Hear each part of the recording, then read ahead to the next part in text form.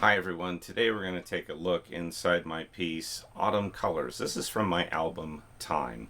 And if you want to listen to any of my music, you can use the links in the video description to go to my Bandcamp page or go to my YouTube topic page where all of my music can be found. So I'm hoping to kind of make this into a series. We're going to take a look at what Autumn Colors is about, how I constructed it, and what the various parts and pieces of it mean. And I hope you really find this interesting. Now, one of the times I performed this live, there was a reviewer in the audience, and she was going to do a little write-up about the concert. And she asked me, is Autumn Colors a rondo? And that's kind of a classical music term. And yes, it really is a rondo, and so that's kind of the first thing we can take a look at. Most of you will be familiar with the piece by Beethoven called Für Elise, and that's an absolute rondo. You have an A section, da-da-da-da-da-da-da-dum, and then it plays through that, and then it goes to a B section, sometimes called a variation, but I think B section makes more sense. And then it repeats the A section, and then it goes to a C section, and then it repeats the A section again. So it's A, B, A, C, A. Autumn Colors is constructed in much the same way. Now, another way you could look at this is as a song form. So let's say we have a song where we we start with the chorus, and then we have a verse, and then we repeat the chorus, and then we have a bridge, and then we repeat the chorus to end the song. And that's just another way you can look at it. Rondo, A, B, C, A, song, however you want to dice it up, whatever makes the most sense to you is fine. Any rate, let's take a look at Autumn Colors. So this is the original studio recording. This is done on Studio One from Presonus. And we've got my mixer view up here. I hope you can kind of see that. And then we have our tracks. I'm going to get the mixer out of the way because I'm not going to be making any changes or anything like that. And the A section that we start with is really just this melody.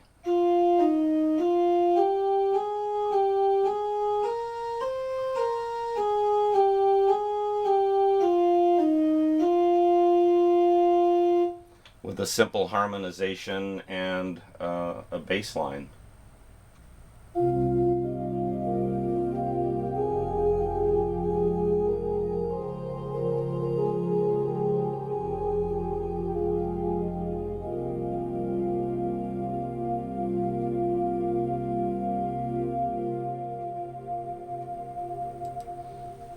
And then it just repeats one time before we get into the B section. So that A section, or the chorus, if you will, is actually very short. Then we get into the B section, which starts off with a rhythmic element. And it's played very simply.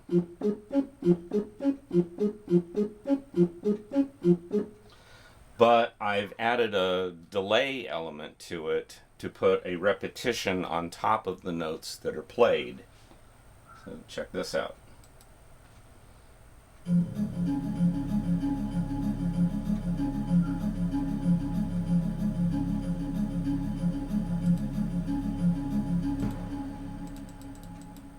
Now if we take that delay element out, that's track 2. And we listen to it again, you'll hear what I played. Yeah. So those are the played notes,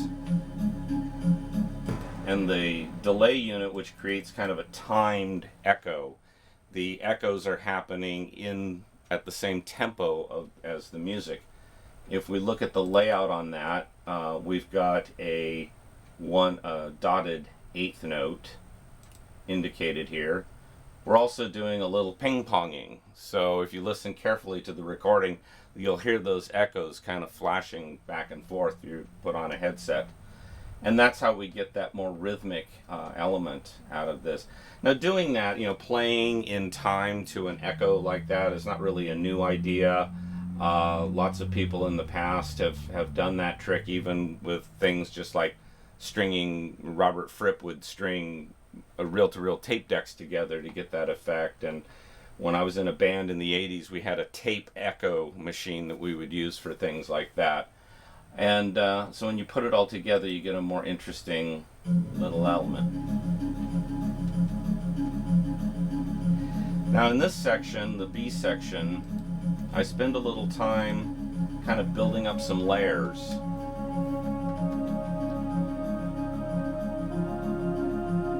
And in the world of multi-track recording, I just recorded these separately. So I would set this keyboard up one way, get that rhythmic element down, and then I would record that little string line. Now we have some chords coming in.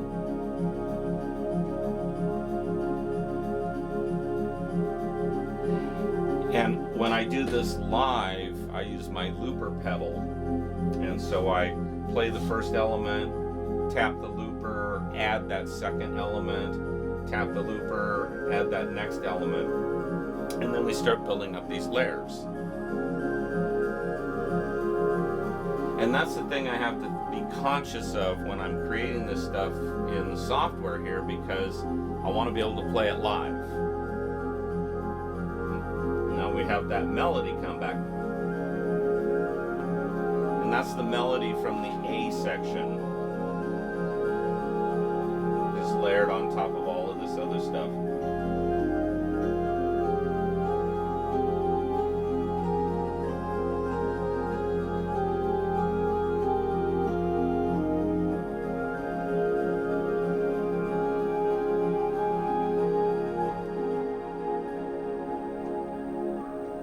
And you can also hear that there's a very, very long reverb.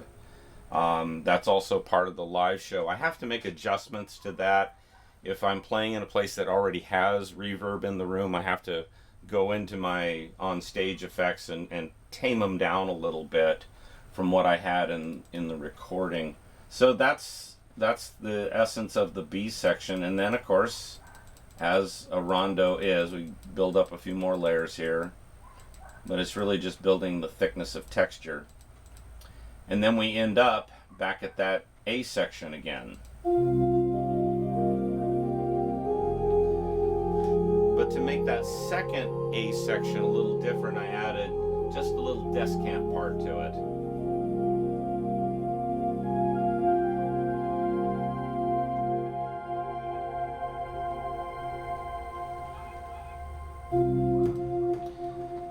And that kind of sets us up for the C section. Now in the C part, we're again doing a rhythmic thing, but I'm doing it a little differently. I'm doing it with some chord patterns.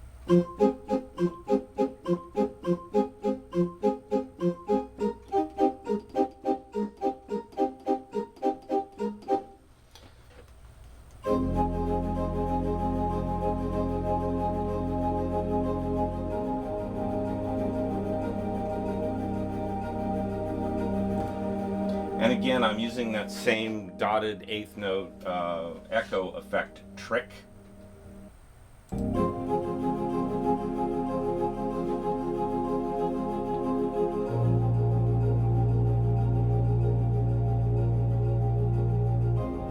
Now in this case, I'm not adding layers with the looper.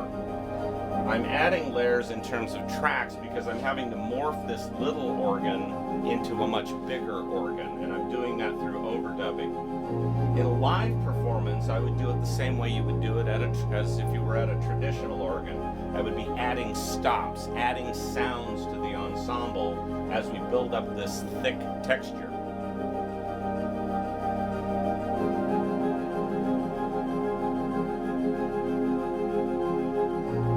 And then we have just a little simple melodic element that comes in on top of all of that.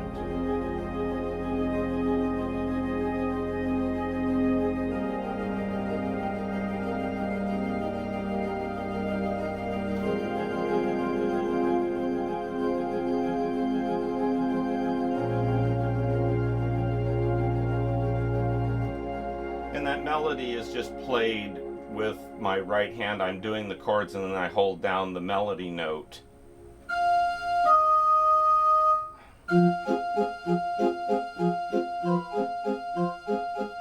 Kind of like that in order to get that particular effect. Again, breaking it up in the studio so I have a little more control over it and fine-tuning, but then it's something I can duplicate in a live performance and actually cover everything I created in the studio. Then we get to the final part of our little rondo, and that is the last iteration of that A section.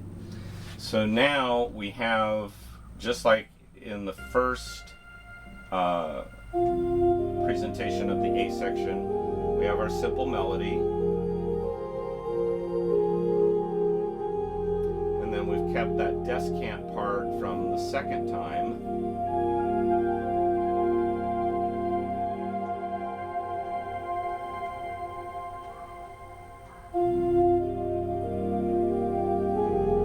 And then we come through that again. That descant is going to be there again. And then I've got another little descant thing that ends the piece.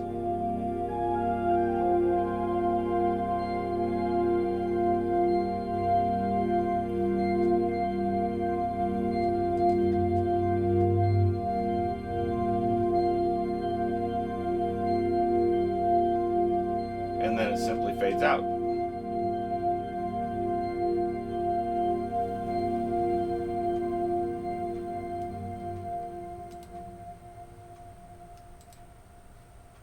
So there you have it, a very traditional musical form, the rondo, being used for a contemporary piece of music. And if you want to hear the whole track, again, follow those links that are always in my video descriptions on YouTube. You can go to my Bandcamp link, you can go to my YouTube topic link. On my regular YouTube page, the page you're on right now, if you search Autumn Colors by Tony Imperatrice, you will find the music video that I put together, which has some really beautiful autumn images to go together with that music. So that's our first look inside one of my little musical creations. And next time, we'll look at another one. Thanks for stopping by.